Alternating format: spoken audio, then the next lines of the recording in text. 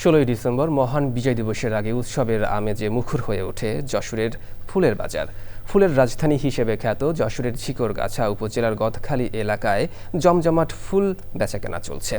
ফুল চাষি ও ব্যবসায়ীরা আশা করছেন বিজয় দিবস ছাড়াও আগামী নতুন বছরকে সামনে রেখে গদখালিতে এবার শত কোটি টাকার ফুল বিক্রি হবে।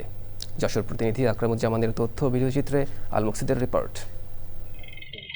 চলতি মৌসুমে গদখালি অঞ্চলে প্রায় ৬৩৮ হেক্টর জমিতে গোলাপ, রজনীগন্ধা, গাঁদা, জারবেরা ও চন্দ্রমল্লিকা সহ নানা জাতের ফুলের চাষ হয়েছে। শীত মৌসুমে বিজয় দিবস, ইংরেজি নববর্ষ, বসন্ত উৎসব ও ভালোবাসা দিবস থাকায় ফুল চাষিরা আগেভাগেই পরিচর্যায় ব্যস্ত হয়ে পড়েছেন। দেশের বিভিন্ন প্রান্তের পাইকার ও খুচরা ব্যবসায়ীদের হাকডাকে মুখর হয়ে উঠেছে বাজার এলাকা। বিজয় দিবসকে ঘিরে ফুলের দামও বেশি।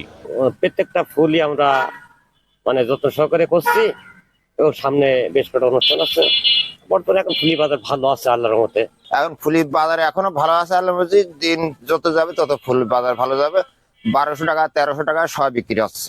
ব্যবসায়ীরা জানান, এই বছর রজনীগন্ধা প্রতিটি 7 থেকে 8 টাকা, গাঁদা প্রতি 1000 100 থেকে 150 টাকা এবং গোলাপ প্রতিটি 4 থেকে 5 টাকা দরে বিক্রি হচ্ছে। আপাতত রজনী ভুট্টা ওই 7-8 টাকা করে পিস, আর গাঁদা ফুল ওই 100 টাকা 1000, 150 টাকা 1000, আবার কমও বিক্রি হচ্ছে।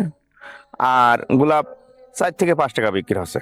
গত বছর যেখানে 637 হেক্টর জমিতে ফুলের চাষ হয়েছিল, এই বছর তা বেড়ে 638 হেক্টরে দাঁড়িয়েছে বলছে কৃষি সম্প্রসারণ অধিদপ্তর। সবসময় এই দিবস উপলক্ষে আমাদের কৃষক ভাইদের পরামর্শ দিই যাতে দিবসটা উপলক্ষে তারা এমনভাবে চাষাবাদ করে এবং এমন প্রযুক্তিতে করে যাতে ওই সময় ফুলটা সরবরাহ করতে পারে এবং মূল্যটা বেশি পায়।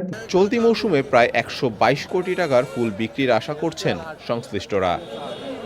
আল মুকসিদ, চ্যানেল আই।